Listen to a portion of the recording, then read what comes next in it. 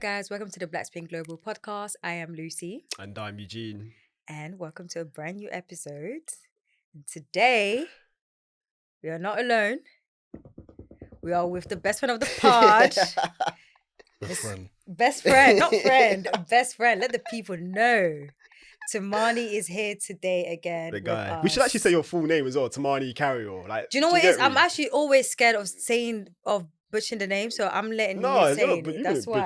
No, I'm scared to, so that's why I like, But yeah, man, it's Tumaini Carayol. From the Guardian. The one and only. Get to know. Come on. Hello.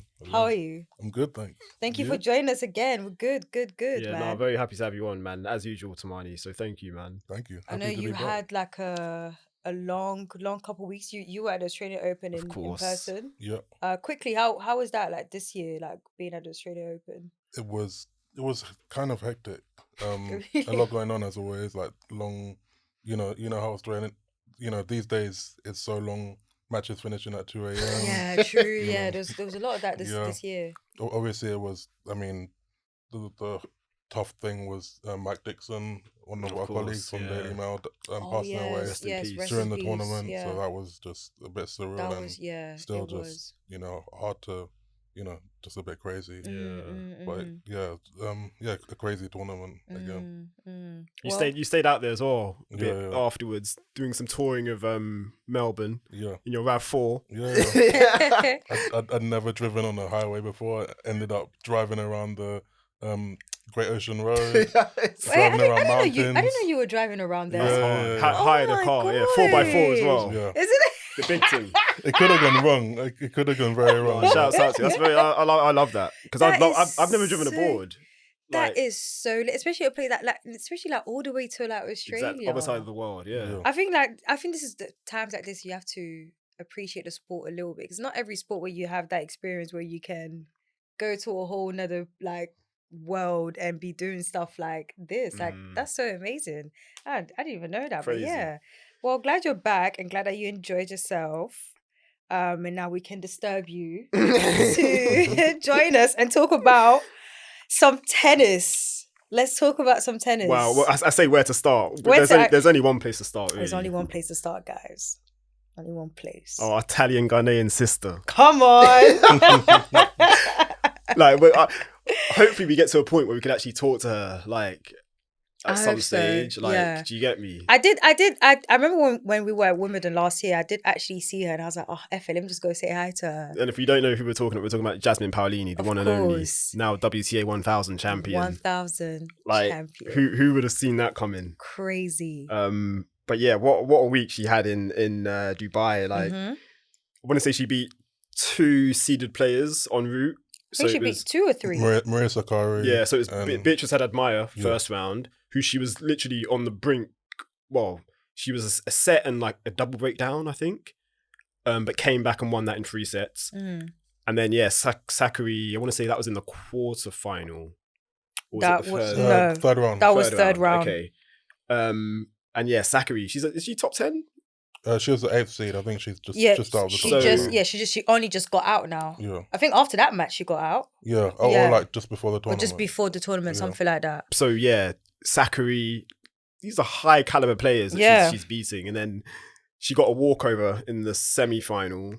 Rebecca. Cause Rebecca, yeah. Yeah, which is, I mean... A little funny moment about that. When that was announced, I was like, yeah, we'll take it. And then someone Lucy, I was like, you know what? My bad, bro. I completely forgot to say speedy recovery because I do fuck with Rebecca. So it's speedy recovery, but let's go, really. So, but no, she had when you actually look at her run, it's I want to say as well, Leylah Fernandez in the second round, that was a straight sets win. And Fernandez, as we all know, she's a talented player. Maybe some would say, she hasn't really done much since the US Open where she lost to Emma Raducanu. But she's still young, 20, 21. But yeah, back to Paolini, watching that run, because I did watch pretty much all of her matches apart from the semi-final. I wasn't able to watch the semi-final against Solana. That one was really close. Yeah. That one was really close. I watched that. But she won that in straight sets. Yep. But the actual final, again, I was at work whilst that was being played, but had it on like on my screen. And I'm not gonna lie to you, I thought she was gonna lose. Really? Yeah, I really did. Because she lost the first set, didn't she? She did, yeah. Actually, no, I don't. I was the same because I was out. I was actually at a bumless brush. Okay. But I had it like literally it was all like my first. I had it in the corner and then obviously eating, drinking, and I'm watching. And yeah, I agree. I think like the second set, I was looking at the score. I was like to my friend, I was like, "Fuck, like we're actually gonna lose this." I was like, "Damn." And then it just changed completely. I was just like, "Wait, hold on, what the hell?" But like. Yeah, no, she killed it. Like she worked really hard. Because that's one thing we've been saying for a long time with Paolini. Like that is kind of her brand in terms of she's a fighter. Yeah, and like that's pretty much her DNA. That's in her DNA. But one thing she's added this year, again, which we've said, is like a lot of power. Like there's a lot of power. Like now, like in her from ground the strokes. moment she was at a United Cup. Exactly. I was like, bro, her game is looking different. Yeah, and it's like her mindset has also changed as well. Like, so there's like a confidence when she's playing against like these top players. Yeah. And I said, oh yeah, like she's basically playing like she belongs in the top 30. She's now a top 20 player. Yeah. So like, like, so it's like, it's great to see. And like I said to you, Lucy, too, feels personal for us because she's someone we've been championing for a long time. So like now to see her kind of get the 100% accolades and like the shine, which a lot of people were saying to us as well. Like a lot of people actually left like comments and beautiful. Tweets saying like, oh yeah, like thanks to the pod or thanks to you guys being able to know about Paolini and stuff. Yeah, man, that's how we roll. What did you make of her run, Tumaini? Yeah, it was like as you said in the final, she was down the whole time, lost the first set. Then, I think, Kalinskaya was up a break in the second set, but she just kept on fighting, kept on just being there. And she just, in the big moments at the end of both second and third sets, she just got it done. She was the braver one, the one who didn't falter. Kalinskaya for the title. Yeah, exactly. And fumbled. Just crumbled. Yeah.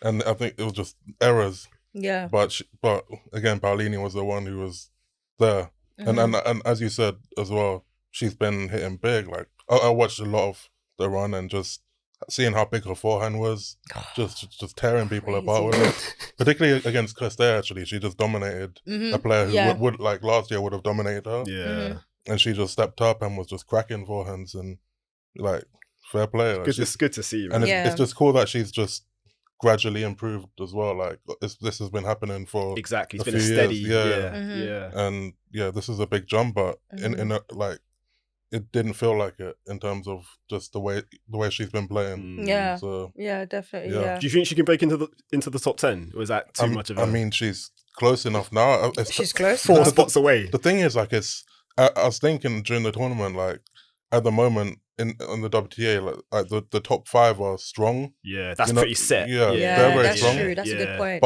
But below like 6 to 10, it's anybody's. It's a bit like a great shout. Yeah, that's actually a good you have point. like as we said, Sakari just falling out, Jabeur's injured, and still like struggling. Got that Wimbledon final in her head. Yeah, all these players are just kind of not at their best. When Drasova's still like trying to find her feet after Wimbledon.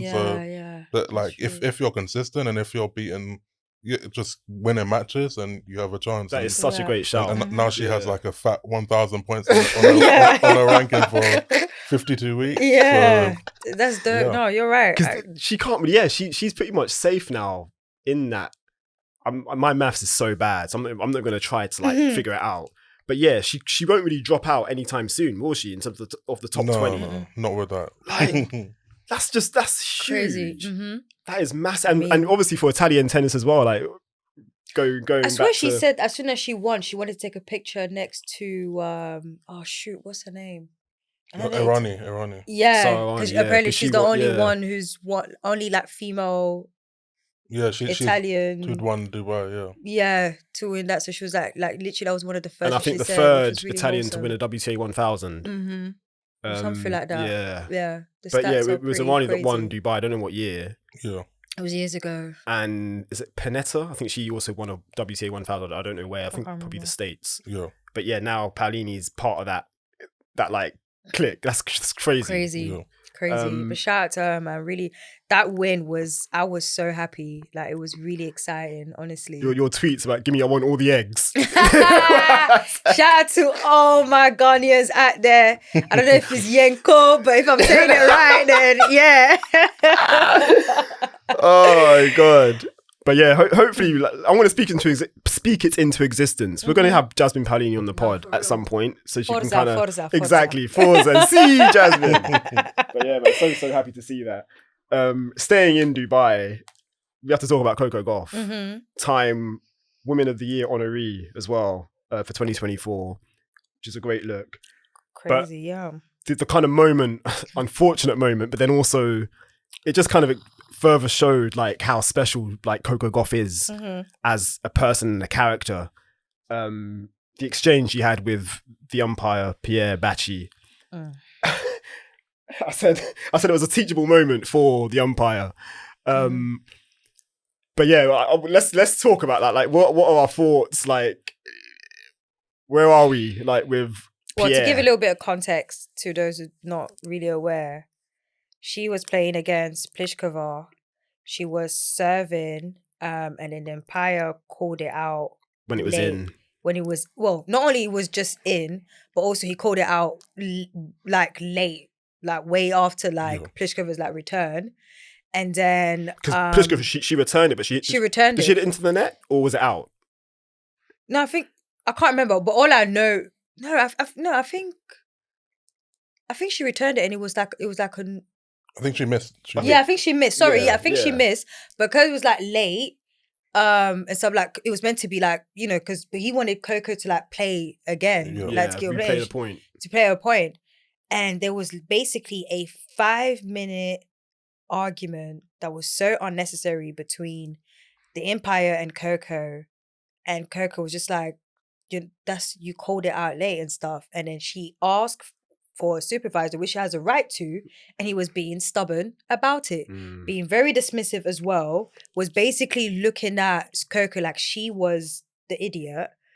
And I don't know, Coco, honestly, and that's what I said it even on our Twitter, like, Coco's honestly a better person than me, because I would have cussed that man out like crazy, because you're telling me, first of all, you're in the wrong, then you're not letting me see any supervisor, which I have the right to, and now you're talking to me like I'm a dickhead. Like, can we actually stop? And you could see she was even on the verge, like she was basically crying. She was basically crying, and like literally for 5 minutes, wasted 5 minutes of everyone's time going through that, while also Pliskova, bear in mind, was just there, just giggling and laughing. I think she took a seat at one point as well. She was like, and it's like, you know what's going on, and which to me is like, it's unfortunate because Pliskova is a player who regularly has issues with umpires. So you know how it is. Like Pliskova is she's not like the quiet type of person. If there's an issue, she would speak out. But yeah, all of that was happening. Coco got it together and then went and finished her match, and she actually won. She used all that anger into it, and again it showed. I've been saying it for such a long time that I feel like Coco has improved so much. Like her maturity has really been showing, and I also said that that's all she needed for her to get better, even as a player, because I feel like the old Coco, that would have got into her head, and then she would have probably like messed up that match, which would have been understandable. Yeah, exactly. But honestly, in that situation, that Pierre guy, I bet you any money, nothing has happened to him. No one has raised any complaint. Nothing has happened. Yeah, I'm pretty sure he was umpiring today, actually. He was umpiring that same, literally a day or two after, even at that time. And also, I want to know, where the heck was the supervisor? Because I'm pretty sure the supervisor saw all of that. Why did it not come out? Do you think Pliskova could have done something in that, in terms of like, just said to Coco, yeah, have the point? Pliskova could have 100% did it, but unfortunately, we have an issue with the WTA where there's no sense of like, no one really fucks with each other like that. Because a lot of them don't. I didn't want to say it, Lucy, but it's facts. Basically, yeah. That's what it is. I would think if that was on the men's side, if it was on the men's side, 100%. I'm so sorry, guys. Depending on who it is, if it's like Medvedev and I don't know Tsitsipas, then maybe not. Do you get what I mean? But Zverev, like it does. Like, but I'm so certain. So certain if it was like male players, depending on who, it would have probably happened. But even with the WTA players, for example, if it was Osaka, she probably would have told her that, yeah, just it's calm, like have the point. But something like that, you would never. I feel like you won't really get a WTA, but you don't really agree.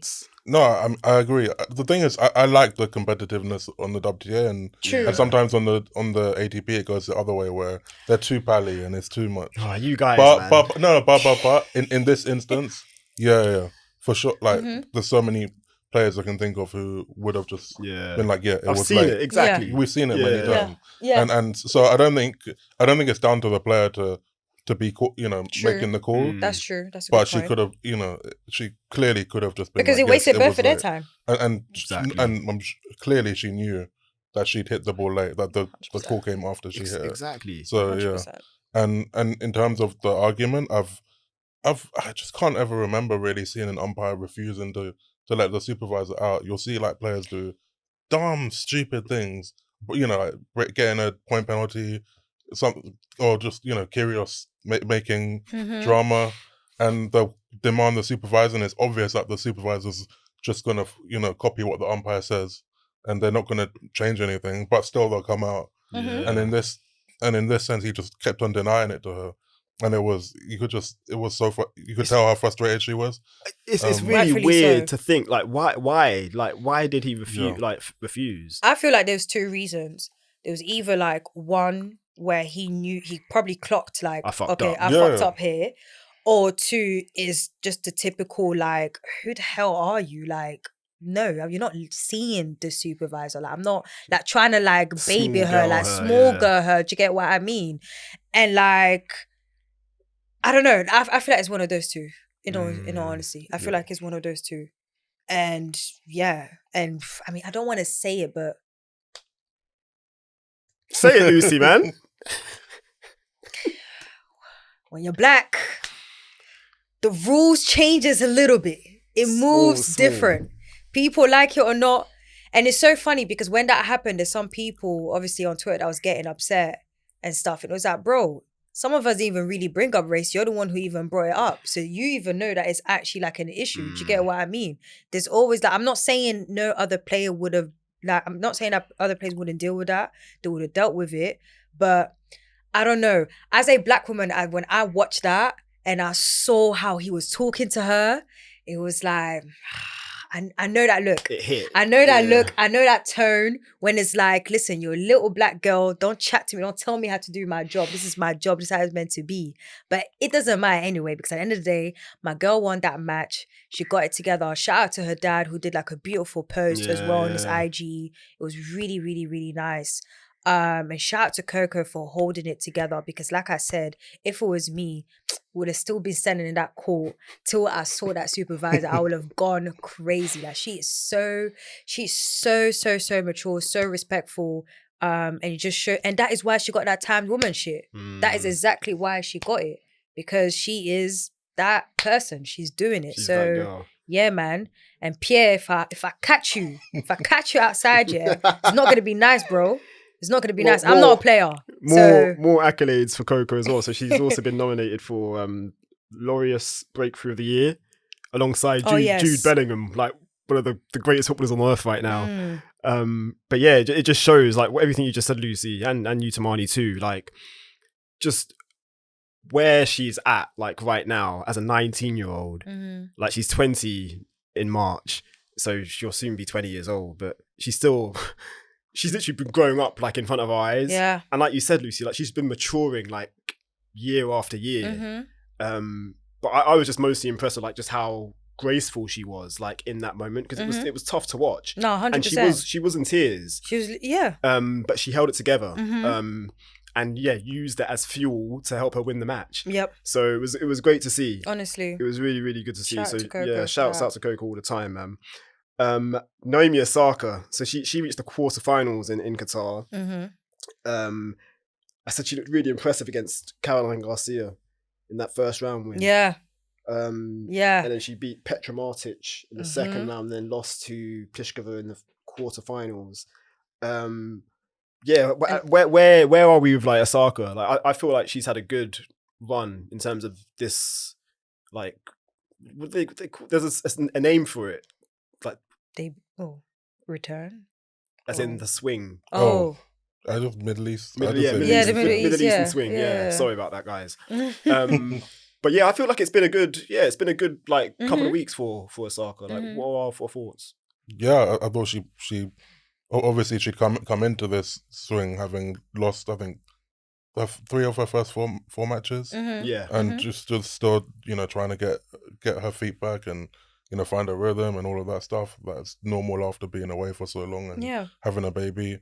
But it was really a big step forward, I thought, in Qatar. After actually in Abu Dhabi, which was just it was really Daniel Collins. She lost to, that was bad. Not because she lost to Collins, but because I think she lost the last 9 games of the match. And she was Bagel second serve. I'm sure she wasn't feeling good about herself. But the good thing is that after that, when she was speaking to the press in Qatar, she was saying she kind of acknowledged that she just needs to, keep on moving forward, not getting upset, understanding that it's going to take a lot of work. And then she came to Qatar and played a great match against Garcia, hitting the ball really well, serving really well, and then backed it up, which was good as well, against Martic. Exactly, straight sets win. And even against Pliskova, I thought she played quite well against Pliskova. Yeah, she did, exactly. Like, she played like a complete different like level. Yeah. Both with Pliskova and both with Garcia, obviously, which she did beat anyways. But honestly, like I said in the pod, like I'm not expecting like anything crazy. She's done well. She's done what she had to do. She even played a couple more matches. Like obviously, it was only 1 round with doubles with ons. It was nice seeing that, which was like because that was the first ever time she's played double with someone else aside from like her sister. But that was even like years ago. Crazy. But yeah, honestly, like there was a lot of talk when they found out that she pulled out of Dubai. Like people were going like crazy, and I was just like, guys, she is a mom. I even wrote MOM Mom, so that it can stick to you guys' head, because I do not understand why are we arguing over a mom leaving a tournament, to go, you don't even know what's going on. Do you get what I mean? Like we really don't know like why she even did it. It could have been anything else, but at the same time, it's like she's did what she's got to do. And yeah, she's gonna be like, I feel like she's played like enough, like I mean, yes, as a fan was what I would love for her to play more matches, but I feel like with everything that she's been doing so far, it's like we're gonna get there. It's not gonna be now though, and I don't even want it to be now, to be very honest, because then it's just too much pressure, and then people are gonna be talking like way too much. Because on that, and Tumaini, you can probably help us here. Like she does seem, from the things I've read from like her interviews, she does seem a lot more just relaxed. Like so she's not putting as much pressure like on herself. Like, is that something you kind of seen as well? Sure. I think she realizes that it's going to take a long time, and that she has to be consistent and it's, just I mean in terms of her work and just her mentality, and not getting upset when she has not getting too upset when she has an early loss. Or I think she knows that. Well, she's said like quite a few times, I'm aiming to like be playing at a high level by the end of the season, at the second half of the season. So yeah, I think she's about where you'd hope she'd be. Exactly. And you can clearly see the progress, and I think it's good. She also just seems in general like in a good place. She just seems happier, and yeah, and I agree with you about I saw like the criticism of her withdrawing from Dubai. It's crazy. And it's like, she has a 7-8 month old bro, that baby cannot even crawl. Like, relax. And she's been away like already a lot. Yeah, she was away for whole different time zone, whole different 3 weeks in Jan, almost 2.5 weeks this month. So. I think she said she's been like FaceTiming, but that's pretty much it. Like, and I think both of them, when I say both, I'm talking about her and because Corday was also on tour.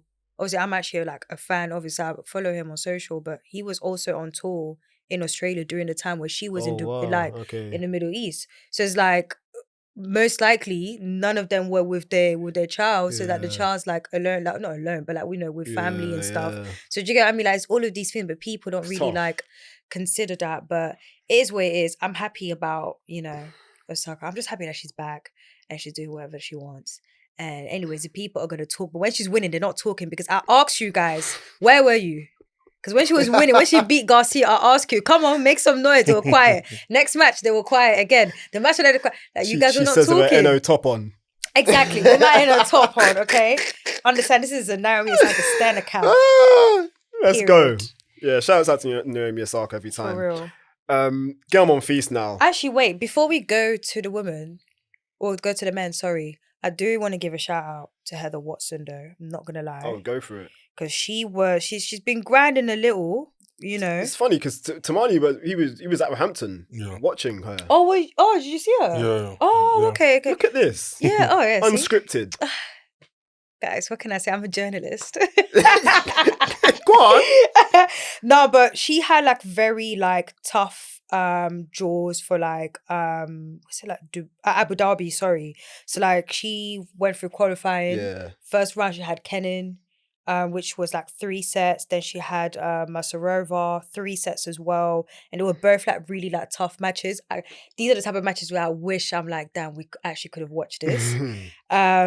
Luckily, the tennis gods heard our prayers and Ostapenko pulled out, but that was going to be her first round. But that was like, it just shows to you how much like it was going to be like really, really tough. Like, can you imagine like Kenin, Masarova, Ostapenko? To get Kenin first round quaddies, that's crazy. That's crazy. That's what I'm saying. Grand And that's what I'm champion. saying. And hence why I went through them 3 sets and she killed it and she went through.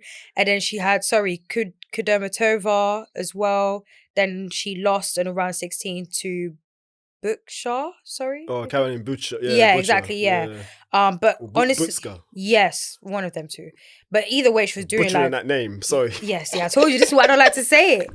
But even like in doubles, even there as well, she got all the way to the finals with Noskova, which funny enough, she then lost to Kenin and her partner Sands as well. But even now, recently, she was actually also in a 125 final. But she lost to oh gosh. Was that Hampton? No, that was a different. So that was Sunderland. Oh, Sunderland. Okay. Yeah. And then she made the final in Roehampton as well. Oh, she made the final for Roehampton as well. Yeah. She lost to, I think, Lulu Son, I think so. Something. I'm not too sure. Yeah. But it just shows to you that, you know, she's been silently grinding out there. So shout out to Heather Watson. See you doing it because I get like a lot of like the pop-ups of her matches and stuff. That's nice. So, I like that. That was really and really that shows as well, like in terms of what match wins like does. Yeah. Because like no matter what level, like when you kind of get in a run of winning matches, it's a nice feeling, and it can kind of breed more wins. Yeah. So 100%. And I was saying, I watched her when she at Roehampton. It must have been like quarterfinal, or maybe second round, and obviously it was like a 40K, so lower level. She was clearly she was the highest ranked player. But it was just actually just interesting to see her against a lower ranked player and just to see how good she is. Because they're talented players. The opponent she was playing, I forgot her name, but Australian girl who was young player as well, who hit big and was taking her game to her, but you could just see how easily she like absorbed all the pace and was just redirecting everything. And you see like when like a top 100 player drops down, you really see how good they are when they play against the lower player. And I don't know, I was just really impressed with her. No, that's really cool. And then I told you I saw her. She finished her match, she won, and then she got a line back. No way! I was driving out of the National Tennis Centre, and she was like getting her line back. Oh, that is so dope. so London. Love that. Hey, speaking to line back people, park your things properly. Except you, Heather Watson, you're great vibes. But everyone else, I'm tired of seeing your line backs everywhere on my road. America's thinking, what the hell? Like, so do you want to explain do they have line? I'm pretty sure they have those street bikes. Yeah. So basically, they're just pedal bikes, but that you pay for. Yeah. I don't really have to really explain. Is that okay? If you know Zipcar, is that Zipcar for bikes? There is Zipcar in America, but if not, it's basically you can rent a bike by just using the app and then ride it, and then you get charged. But but people just leave them everywhere. In the middle of the road. I'm just like, be for real. Unruly. But I like that Heather Watson interjection. So shout out to her. Appreciate that, Lucy, and thanks to Moni as well for that insight. Yeah, and the line backs. Shout out to line backs. So on to the men now. Gael Monfils, what a week he had, reaching the semis in Doha at 37 years old. So he now becomes the oldest Doha semi-finalist, and he's won that tournament before as well. I think I think I did tweet about it. Every time he's played Doha, he's at least reached the quarterfinals or better. So it's a pretty good record. And he ended up losing to Jakub Mensik, the 18-year-old. I want to say he's 18. Yep. From the Czech Republic, who ended up finishing runner-up. But yeah, it's just good seeing Monfils like still competing, man. Like beating players that really and truly, like, I mean, so that run in Doha, he beat the Chinese. Zheng Zheng, that's it. Thank you. This is why Tumaini's here. He's a good player too. Triple Z, exactly. So he's someone that's been spoken about a lot actually recently, to say, oh yeah, he's like the next kind of guy to look out for. Monfils took him out in 3 sets. The match I was most impressed with in Doha was against Hugo Humbert. Yeah, Hugo Humbert. Because that was a straight sets win. And Humbert's top 20. Playing very French well. number 1. Yeah. Exactly. Recently won a tournament this a couple of weeks ago. Unfortunately, Monfils lost to Humbert. Literally, like, the day we recorded. Yeah. But yeah, even against Mensik. But even that was like 3 sets anyways. Yeah. He won the first set. And I think he was struggling physically. Okay. There was some kind of injury he was kind of dealing with. But yeah, just to finish up on Monfils for me anyway, I'm just happy to see him playing and competing like at this level, because I'm not going to lie to you, I was scared thinking, you know what, it's probably the end, like soon, in terms of him being... Yeah, I generally thought by now he would have retired, especially with now how he's a things were dad. going. Yeah. I think he probably got a little bit more motivation after he won his title like last year, like Stockholm. The last quarter. Yeah. I think that gave him a little boost. And I also think he's, I don't want to say surprisingly, I don't know what word to use, but recently, last couple months, like a lot of people on social media have been sharing videos of Monfils, like his shots and really? and his, and so like literally like a lot. And I remember I even saw someone posting on their story, was like, oh, now everyone's talking about Monfils. Like, where were you guys all these years? Like, you guys are literally like late to the party. Like, there was a time where this was what he was doing on a daily basis. So I think all of those things as well, like helping him and, you know, just making him fall in love with the game again. So yes, I think a lot of those different stuff. So you're winning a title, you know, you have more of a purpose now with your child, and your wife is also doing well, and all these type of things. So I think his environment is kind of like, because he has trained, that kind of helped him, because at the time where he was really low was around like COVID, because he was one of the players where you could see that COVID 100% affected his, because right before that, he was winning back to back, like he was playing really well. Then boom, COVID hit. And then after that, he just was not the same. And then he gets married, he has a child, and, you know, a lot of things changes. So I think some of the stuff like around him that are happening are kind of like evolving, like helping him, like a lot of his game. And also you need to keep in mind, like you said, he's literally like in his late 30s, mid 30s. Like he knows time will be there. So he's trying to, you know, enjoy it, because there's going to be a time where he's going to be the one coming to like these tournaments, but only to watch his wife. He's not really going to be playing anything. Do you get what I mean? But I'm happy that he's, you know, playing, entertaining and enjoying the game and stuff. And that's all that matters. I mean, for him to reach all the way to that semi-final, that's amazing. And beating big players as well. Exactly. That's the thing. He still has the ability to beat like certain players who, you know, they're probably like tough to beat at anyways. Tumaini, your thoughts on Le Monf? I agree with everything Lucy said, but also it's not every single week. Like obviously today he lost a tough match, but he's playing at a high level. He's moving really well still hitting the ball well. Like it's just fun to see him still playing good tennis, and to me it seems like he's more than capable of having a big run here or there in the Masters, maybe, you know, Roland Garros run, you know, one last. I think he's capable of it, and it's funny because like he started so young. He was, you know, one of the best juniors ever. He won two was it three majors? Yeah, he won 3 majors. Number one junior, and then Murray won the last one that year, I think. So he's been going for so long, but he's still here, and I think the way he's going to be the oldest player in the top 50. Crazy. Which is mad.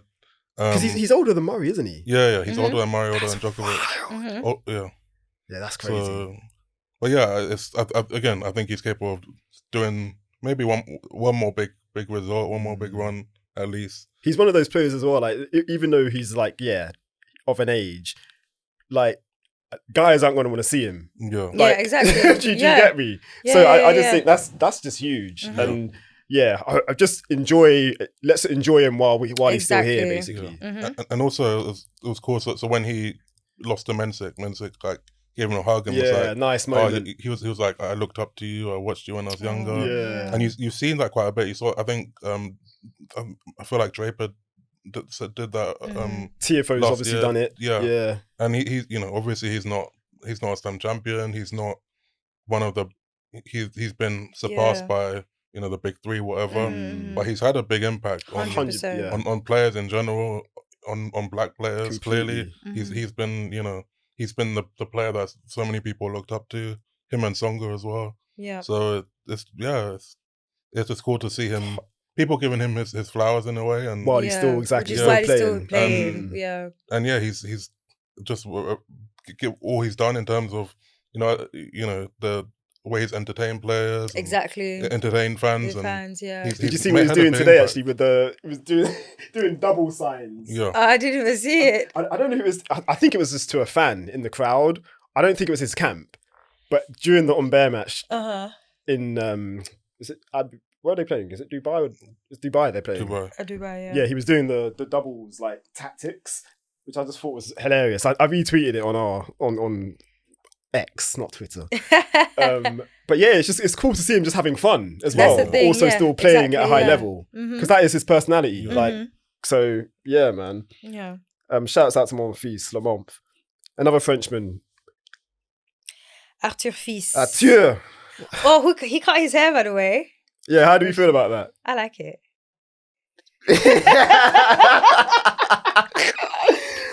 Arthur.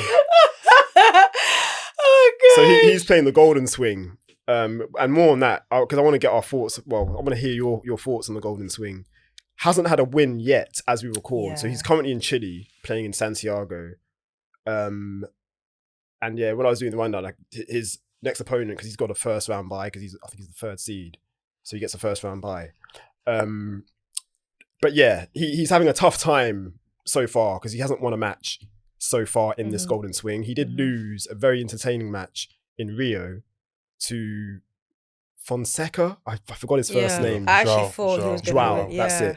17-year-old Brazilian kid who like everyone's going crazy about. I think he's the US Open Junior champion last year.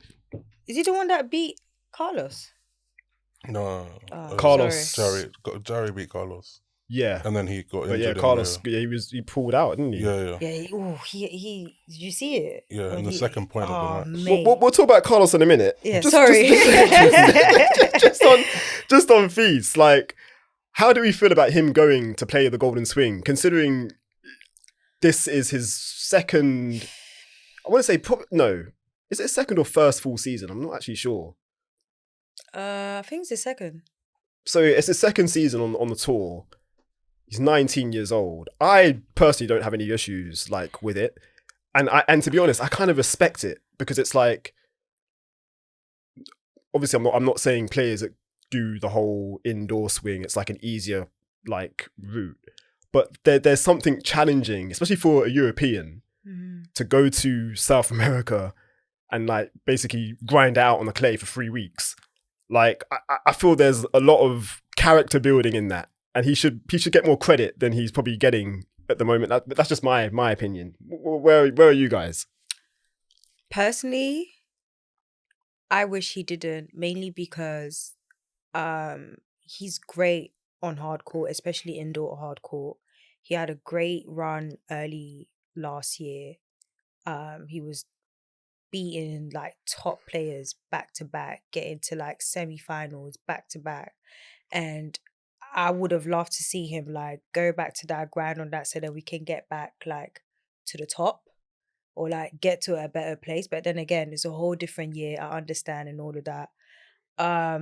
But now that you say that, it's his second year, maybe this is him trying to see, all right, what's it like to be there? But also, maybe he's trying to get a little bit more clay moves because ding, ding, ding, Olympics. It's a great shout. That's true. So it might be... At home as well for him. At home, and the French, they loving Feast at the moment as well. So... yeah, like I'm desperate to actually know what made him go there, because I didn't expect it. I was honestly surprised because I know he likes hardcourt and he's great at it as well, especially indoor hardcourt. So when I saw he was there, I was like, what are we doing? I was like, more of like, I just think he's gone for the experience, honestly, and he doesn't have to do it next year. Like, yeah, for me, and we'll talk about it maybe a bit later on as well. That South American swing is for South American players. So the draws are always stacked of like Argentinians, Brazilians, and like Chileans, guys from that region, basically. You don't really get that many Europeans going over there because they're mainly doing the indoor circuit, like you said. Or like, now. But he does like clay though. And this is what I'm saying. That's another thing as well. He does like clay. He has a title on clay, which he won last year. So maybe, I don't know, maybe it was just like a preference for me. He's just like, yeah, I'll just prefer going there rather than going to the Middle East. Tumaini, what are your thoughts?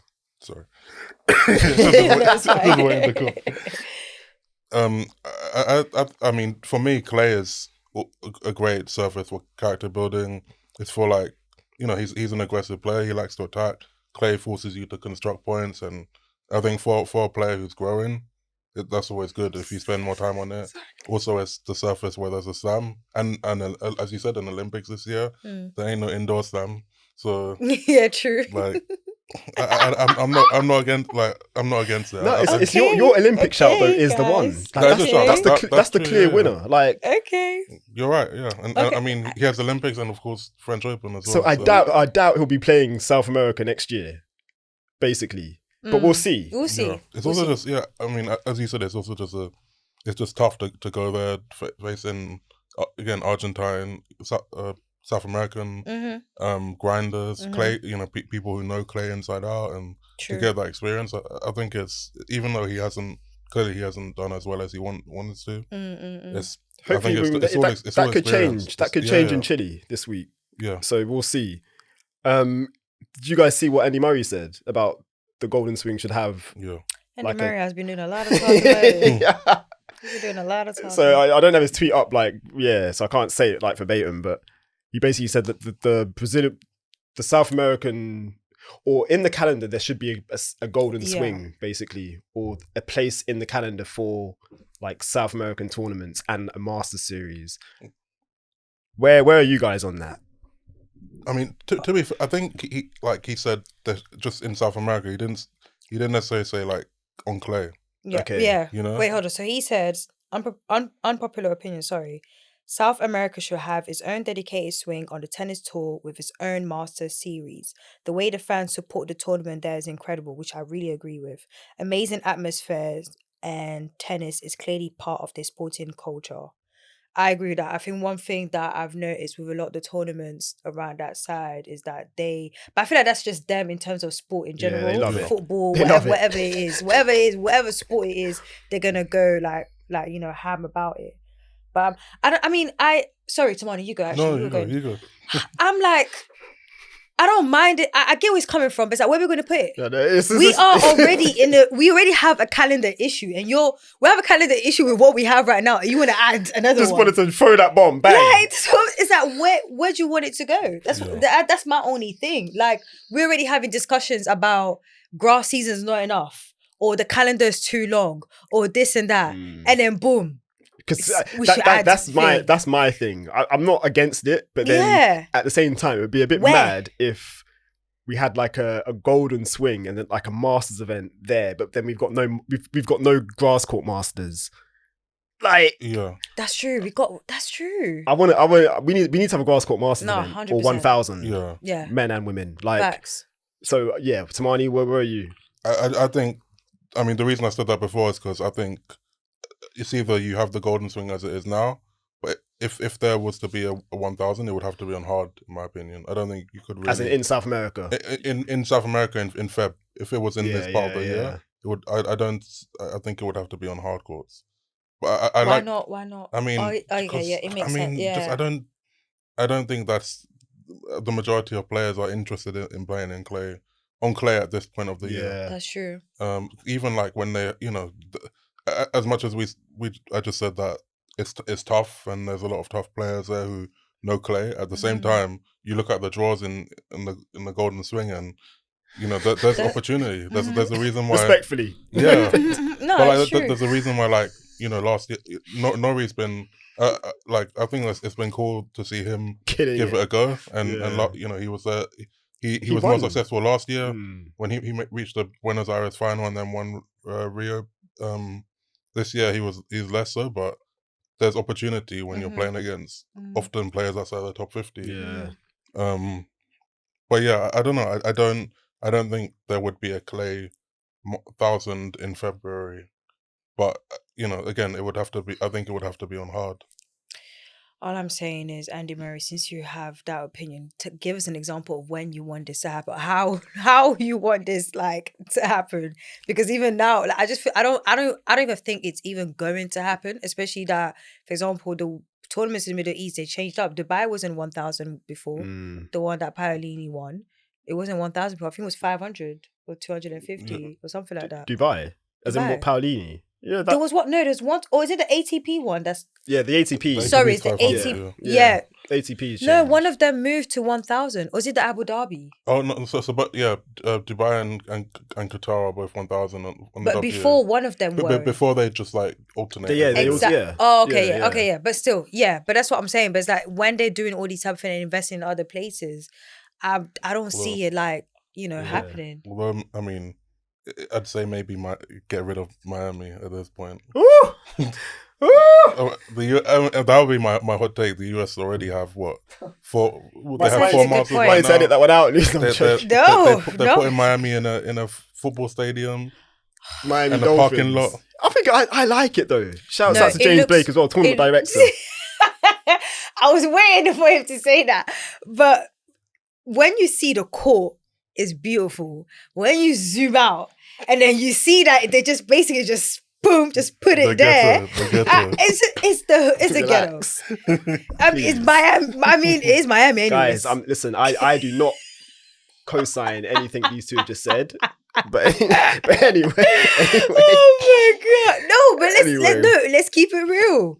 Yeah, and I like Miami. I liked it before. No, yeah, same. I liked it before. It's the old venue. I like Miami, man. I like old and new. No, I agree. No, I like the old one. Like the new one, I don't know. So yeah, staying with the men, Felix Auger-Aliassime. I think it's important to give him a shout out. So he's not had the best start to the year, as we've kind of established as well. But he's starting to pick up results. So he reached the Montpellier semi-finals. I think he lost to Bublik there. But he had a good run. He in Rotterdam, he beat Maxime Cressy in the first round. Yeah. And then lost to Andre Rublev in. It was straight sets, but it was 3 tight. Was it 3? Yeah, 3 sets. Was it? Of course it was. Match points, right? Yeah. He had match points, so it was 3 sets. It was 3 sets. But watching that match, I was like, we're starting to see the Felix of old. Yeah. Like in terms of. I don't think just along with that match. I think the matches that he's been playing since he's been back this season. And Cressy too. But yeah, the Rublev one, because he had match points in that. I was like, wow, if he can win this match, he's back. Yeah. But obviously he didn't win. But at the same time, I still took away a lot of positives from the performance. I don't know where you guys are with Felix. Yeah, I agree. I feel like he's slowly getting there. He did lose actually on Monday night. In Acapulco to I saw Flavio Cobolli. Good player, Italian. I think he's you can see that he really wants it now. Like he's been grinding and stuff. Like he's super focused and everything. I think he just needs to keep on playing. I'm glad that he's playing more matches. Yeah. Because we need to remember, it's not like he lost. Like it's not like he was in how can I explain it? He was injured for a hot moment last year. And I kind of feel like a lot of people forgetting that. Like we were just saying, oh yeah, he just flopped. And it's not like he flopped. He was literally bloody injured. And then he took him, and sometimes he'll think every time he think he was okay, it was actually like hurting him a bit. Yeah. And then towards the end of the year, that's when he got his rhythm. And then he won a title there. You know, he was playing. And that's why I feel like he was playing a little bit more and everything. And that's why now he's playing a lot more of these tournaments. Some of these tournaments that he's playing, normally Felix wouldn't play that. Like, even the one that he just lost Monday, normally he wouldn't play. No, Acapulco, he would have played because it's a 500. And Rotterdam, he won Rotterdam. Rotterdam, he won. Yeah, I remember that. Yeah. But either way, he's been playing a lot more matches, and you can see that he's trying to get like his rhythm back. And I personally think that once it's clay season, I think Sunshine Double might be a bit tough for him, but I think clay season he'll be back on form. Where do you see Felix? Did you see any of them in Australia? Bits, yeah. Because he played team first round. Yeah. Did you watch that match or were you not? Bits of a long one. Yeah, that was a long one. Yeah. But yeah, where are you in terms of like his overall game like this year so far? He's clearly like more confident and comfortable indoors, which has always suited his game, and you know he's always plays well indoors. But I think he's still just kind of searching for that confidence and you know the match toughness, and that's true. I think it will come again eventually, but. I mean, it's been up and down, and I actually think maybe by the grass season it will be more time. I like that. Fairs. But yeah, it's been tough, and as you said, just the injuries, stopping and starting. I think he lost during that period, he just lost a ton of confidence in his game, and in himself, and yeah, it's been tough to see. Definitely, it really has, especially when you see like. Someone like Yannick Sinner win a slam. Like they are similar level, like at one point. And it's like now Sinner's overtaken that because he's now a Grand Slam champion. But yeah, I'm with you. Like I still believe Felix can get to that level. Yeah, obviously it's going to take him a while now. I think he's still just inside the top 30. I want to say he's 30 at the moment.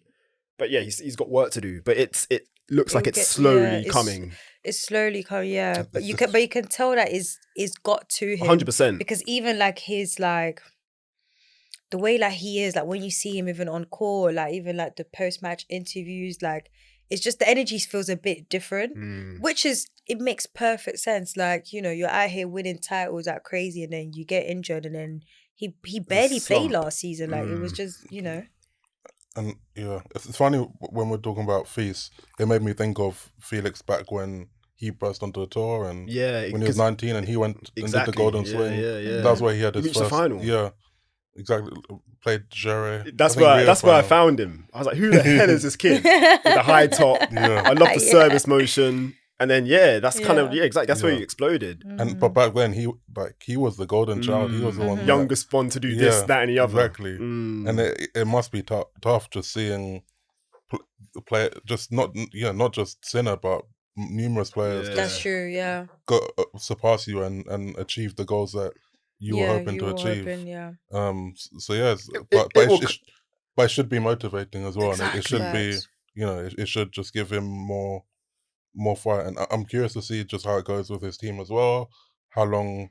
A lot of people have been saying the team needs to chill. There needs to be some change in the team. I don't like to talk about that. You don't like to talk about that, but I'm going to talk about it. Uncle Tony Nadal, get the heck out of here, respectfully. But what about the French? What about Frederic, I do not get. So Frederic what? Fontaine and who is his current? I'm not talking about. So you're saying them that the whole team. Yeah. Okay. Take everyone out one by one. One by one. But first, Uncle Tony Nadal, get out. Go to your nephew. He's about to get out soon. Go spend some time with him in tennis. I co-sign that. Not gonna lie. He can go for. We can handle the rest. I co-sign. But Uncle Tony Nadal, get the heck out of here. Respectfully. I co-sign. Shout out to Nadal. He's in Indian Wells at the moment, isn't he? Yeah. So he'll be back, Rafa. Before we finish up, Francis Tiafoe, I want to give him a shout out too. So he reached the semi-finals in Delray, a tournament he actually won. That was his first ATP Tour title. But you can see again with him, similar to Felix, like he's still building in terms of confidence because his team changed. So he's now with Diego Moyano, like we said on the previous pod. But you can see there are like kind of signs that like they change. It's a new situation, and like he's still getting used to that. Yeah, because even when he played at Hong Kong, I felt like his game was a bit different. Like he was playing like more aggressive. You think so? Yeah, but then it's weird. I kind of feel like Diego was trying to introduce him to like a new like playing style, like some little new like tactics, and Tiafoe is kind of like dipping in and out of that because the way he played at Hong Kong and then the way he played at Australia Open was kind of different. But I think gradually they'll get to a place where it's like, okay, things are like making sense. It was interesting because I think it was before Del Rey. I think it was Houston. Is Houston the indoor tournament before Del Rey? Was it? But he was talking there about like how his diet's changed. Like that's something he's got like a nutritionist that's like switched up his diet. It's like he's still getting used to that as well. And it's like small little things. Yeah, Dallas. Dallas, that's it. Sorry, my bad. But like small little things like that, it could have an effect like on performance and just like routine. Yeah, basically. I think he's done a lot of. I think there's a lot of new things that are happening, changing, and then he's like getting to that place. But yeah, did you see him in Australia? I saw bits of his first match against George. Oh, what a match that was! Yeah, I thought the level was ridiculous. Yeah. But yeah, I still feel Francis is going to basically live up to or get back to the top 10 because obviously he got there last year. I think he's just inside the top 15 at the moment. But yeah, he knows like that there's more to come basically. And I believe that. Tumaini, don't know if you have anything more. Of course there's more to come. I mean we've discussed this before, I think, but just going from being the underdog to being top 10 player, all eyes on you. I think he's probably still been adjusting to that, and probably it's not easy. Especially as an American as well. He's no longer going into a match as, just kind of punching up. Yeah. He's one of the top seeds. Yeah, he's now the one people are chasing. I think he's not played as freely as, a lot of the times in recent months this year, and that's maybe why he felt he needed a change and to switch up his team. Yeah, but I'm sure he'll. And again, I feel like, not to kind of linger on Tiafoe, our guy, but like, yeah, I feel like that's also brave to like switch it up, considering like people would argue, oh, why would you change something that's like successful? But there's also like bravery in that as well. So I don't know. I think the timing of the change was good enough. I don't think it was too. I don't know. No, because people are saying, "Oh, like, why would you want to change? Like, you literally reached your highest ranking with this coach. Yeah. So, like, why do you want to all of a sudden change that?" But I mean, we'll see. We'll see how it goes. And plus, Diego's not that bad. And yeah, they've worked together when he was a teenager. Yeah, like when they were. I think he was at the USTA. I think. So did you see what he said about his meeting Steph Curry? I'm sure you must have seen that. Was that on Break Point? Maybe, yeah. I can't remember. Yeah, it might have been. But wait, he said that he met Steph and Steph was like, work hard, stop coming to basketball games or something like that. No way! Funny.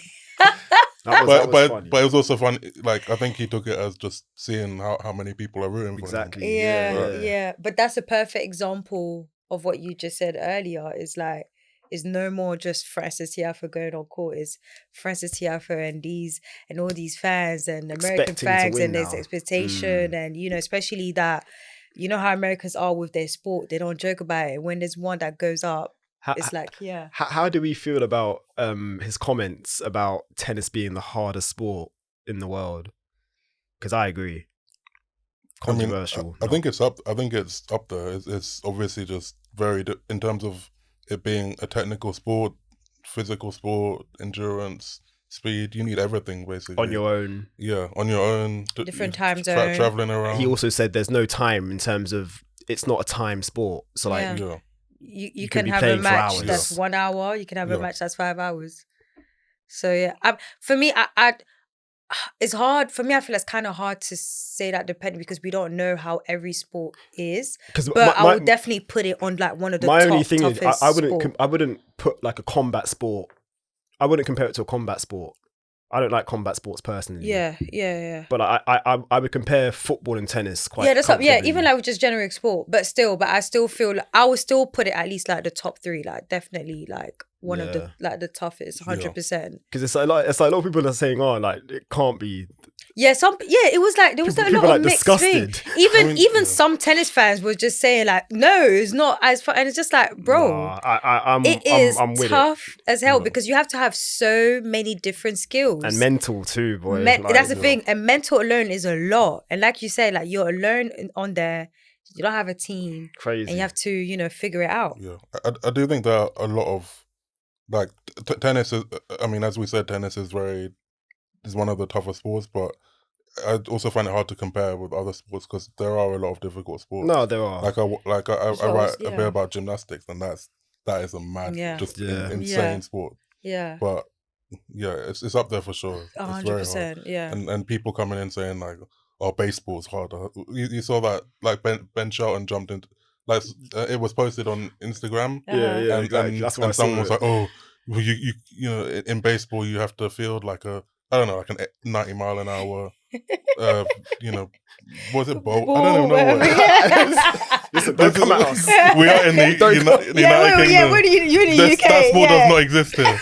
We do cricket over here, but we don't do cricket, but yeah. But yeah, someone was saying that and Charlton jumped in and was like, well, you have to return like 147 serves here. 147 mile an hour serves. But the funny thing is that's only like 5% of tennis, right?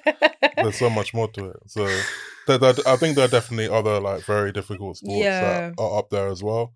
But tennis is up there, has no to doubt. be 100%. Yeah, and we're not biased. But yeah, before we wrap up, let's just talk about like what's happening now. So we've got on the women's side, we've got Austin, Texas, the ATX Open, which is a WTA 250. So Sloane Stephens is the second seed there. By the way, she won her match and she bageled on the second set. Let's go. So she beat Teresa Martinkova. Mm-hmm. Taylor Townsend also winner today. Mm-hmm. So she came back from a set down. Yep. Against Fernanda Contreras. Contreras, yes. 3-6, 6-2, 6-3. Unfortunate loss for Alicia Parks against Emiliano Arango. It's a very jammy. I say jammy. That's a really disrespectful term, but like she's had some big wins. Arango, like I know she beat Stevens last year, and Potapova. But yeah, she's just one of those players that she's tricky, and she's like just outside the top 100. So I think she's like 120, 130. And yeah, Sasha Vickery, shouts out to her. She qualified, so she plays Rebecca Marino in the first round, and that's not been played yet. And in Acapulco, which is an ATP 500, we've got Francis Tiafoe, who's the 8th seed there. He takes on Max Purcell in the first round. Ben Shelton's also playing. He's not seeded. He did get a good win against Dan Evans. I actually fell asleep after the first set. Great match. He lost, but then when I woke up and I saw the notification, I was like, oh, great match. So yeah, he's now got Al-Naudi in the second round because Taylor Fritz, the American 4 seed, lost in the first round. We spoke about Tiafoe.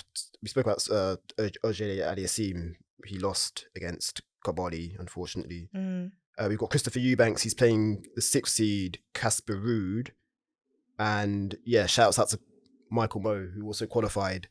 And he's got Holger Rune. So this will be their second meeting of the season. I'm going to miss that one because it's too late. It's at 1:30 a.m. Yeah. So yeah, that wraps up this episode, guys. So thank you so much for tuning in. Tumaini, thank you for joining us, man. Much appreciated. As always. I'm going to say, I don't know when we're going to have you back on, but yeah, we'll definitely have you back on at some point. We'll be back. 100%. Well, like we said, best friend of the pod. Best. Get it right. But yeah, guys, man, thank you for tapping in. Until next time.